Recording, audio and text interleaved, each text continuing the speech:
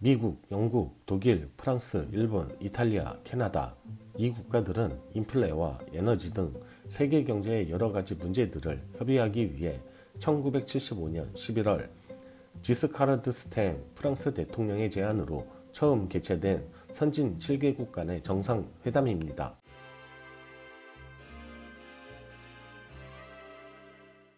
1975년부터 매년 열리며 2020년은 46회째로 얼마 전 G7의 외교장관 회의가 있었고, 이때 미국은 코로나19 바이러스를 우한 바이러스로 채택하려고 했으나 유럽 국가의 반대로 공동성명에 채택되지는 못했습니다. 세계경제부의 64% 정도를 차지할 만큼 경제력과 글로벌 리더를 자처하는 국가들의 위상이 이번 코로나19 사태의 대처 방식으로 한국과는 대조되는 현상이 과연 선진국이라 말할 수 있을까 하는 의구심이 들어 이들 국가의 현재 상황을 한번 살펴보았습니다. 현재 중국을 제치고 코로나19 바이러스로 가장 많은 확진자와 사망자 수를 기록한 국가는 미국입니다. 미국 존스 홉킨스 대학의 집계에 따르면 26일 기준 미국의 코로나19 확진자 수는 82,404명이고 1월 21일 첫 코로나19 환자가 나온 지 약 2달 만에 전 세계에서 코로나19 감염자가 가장 많이 나온 나라가 되었습니다. 뉴욕타임즈는 코로나19가 중국을 삼키는 와중에도 팬데믹을 심각하게 여기지 않는 점, 광범위한 검사를 제공하지 못해 위기의 규모에 눈멀게 된 점 등을 미국의 코로나19 대응 실패의 일부 요인으로 지목했습니다.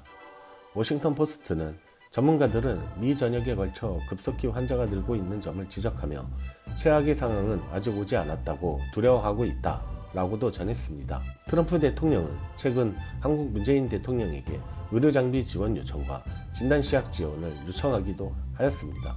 이탈리아 보건당국은 26일 오후 6시 기준 전국 누적 사망자 수가 8,165명을 기록했다고 밝혔습니다. 확진자 대비 치명률은 10.14%로 세계에서 가장 높은 수치입니다. 이탈리아 경제금융 중심지인 밀라노 역시 날이 갈수록 확진자와 사망자가 급증하며 의료 시스템이 임계치에 다다랐고, 급기야 밀라노 당국은 화장장이 포화 상태에 이르러 29일부터 타 지역 주민의 시신 화장을 중단하겠다고 밝히기도 하였습니다. 주세페 콘테 총리는 상원 연설에서 코로나19 사태 이후 전 유럽이 혹독한 침체기를 겪을 것이라며 경제 충격을 완화하기 위해선 전례 없는 조치가 필요하다고 강조했습니다. 그러면서 붕괴 위기에 처한 의료 시스템 지원과 소상공인 보조 등을 위해 기존에 투입하기로 한 250억 유로 이상의 경기 부양 자금을 추가로 마련하겠다고 약속한 상황입니다. 프랑스는 27일 기준 확진자 수는 29,155명입니다. 사망자는 1,696명으로 확진자 중 생명이 위정한 사람은 3,375명입니다. 프랑스 교정당국이 최근 신종 코로나19 바이러스 확산 우려에 따라 수용 한도를 초과한 열악한 환경의 교도소 수감자들을 대거 조기 석방하기로 했습니다. 실제로 지난 17일 파리 근교 프렌 교도소에서 수감되어 있던 74세 기결수가 코로나19에 감염돼 병원에서 치료를 받다가 사망한 사례가 있었습니다. 독일의 확진자 수는 26일 기준 43,646명입니다.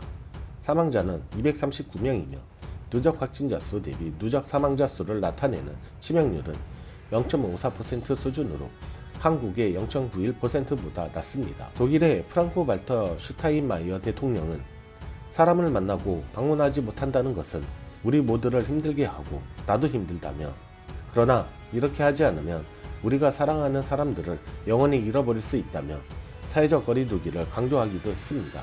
영국의 코로나19 확진자는 25일 기준 6,700여 명이지만 사망자 수는 335명으로 치명률이 5.2%로 높습니다. 최근 찰스 왕세자 역시 코로나19에 감염이 되었고, 영국 왕실은 찰스 왕세자가 공무로 많은 행사에 참석하면서 접촉한 사람이 많다면서 누구에게 코로나19가 전염된 것인지 특정할 수 없다고 설명했습니다. 캐나다는 24일 기준 2,819명, 사망자 수는 27명이고 치명률은 0.95%입니다. 지스탱 트리드 캐나다 총리는 26일 문재인 대통령과 통화에서 과학에 기반하고 메르스 때의 경험을 살린 한국의 대응은 국민 안전에 성과를 내고 있으면서 의료 체계에 지나친 부담을 주지 않고 있다라고 말했으며, 한국에서 이뤄진 광범위하고 빠른 검사, 접촉자 추적은 매우 중요하다고 생각한다 한국에 배우고 싶다고 요청하기도 하였습니다.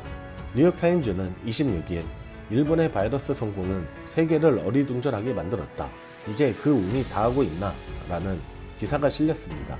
일본은 극단적인 이동 제한이나 경제적 피해가 큰 봉쇄 조치, 심지어 광범위한 진단검사를 하지 않고도 이탈리아나 뉴욕과 같은 우울한 상황을 피해 전염병 확자들을 갸우뚱하게 했다며 의문을 제기했습니다. 고령 인구가 많은데도 27일 현재 확진자 1387명, 사망자 47명만을 보고할 정도로 세계에서 가장 느린 속도로 피해가 진행 중이라는 점이 궁금증을 낳는다는 것이었습니다. 일본 국립보건의료과학원의 사이토 노모야 국장은 뉴욕타임즈에 일본의 제한적 검사는 의도적이라고 밝혀 충격을 주기도 하였습니다. 실제로 일본에서는 지난 24일 밤 올해 7월 개최 예정이었던 도쿄 하계 올림픽을 연기하기로 협의한 이후 분위기가 달라지고 있습니다. 뉴욕타임즈는 전염병 확자들의 수수께끼가 조금씩 풀리는 것 같다라며 올림픽 연기 직후 가토 가스노부 후생 노동상이 걷잡을 수 없는 전염 위험이 높다고 보고한 것과 고이케 유리코 도쿄도지사가 감염자의 폭발적 증가를 뒤늦게 경고한 것을 언급했습니다. 오사카 링크 종합병원의 감염병 전문가인 야마토 마사야 박사는 뉴욕타임즈 인터뷰에서 아베 총리가 도쿄 봉쇄를 선언하는 것이 낫다며 경제적 파급 효과는 최우선 순위가 아니다. 도쿄를 2-3주 봉쇄하지 않으면 도쿄의 의료 시스템이 붕괴할 것이라고 경고했습니다. G7이라는 글로벌 국가들이 코로나19에 관련하여 모두 한국의 시스템을 배우겠다고 하는 현재 상황에서 그동안 한국을 깎아내리기에 여념이 없었던 일본, 이제는 감당할 수 없을 정도의 피해를 예상해야 하는 상황에 직면해 있습니다. 이런 상황에서 최근 문재인 대통령의 제안으로 G20 정상회의가 개최되었으며 문재인 대통령의 발언이 성명으로 채택되는 결실을 맺기까지 하였습니다. 똑같은 문제를 한국만의 대처 방안으로 해결을 해나가고 있는 현재 상황, 정부와 국민이 모두 하나 되어 위기를 극복하는 모습이 너무 자랑스럽습니다. 이제는 미국, 영국, 독일, 프랑스, 일본, 이탈리아, 캐나다가 아닌 미국, 영국, 독일, 프랑스, 한국, 이탈리아, 캐나다로 G7 국가가 개편돼야 하지 않을까요? 알림튜브 오늘은 이만 물러가겠습니다. 감사합니다.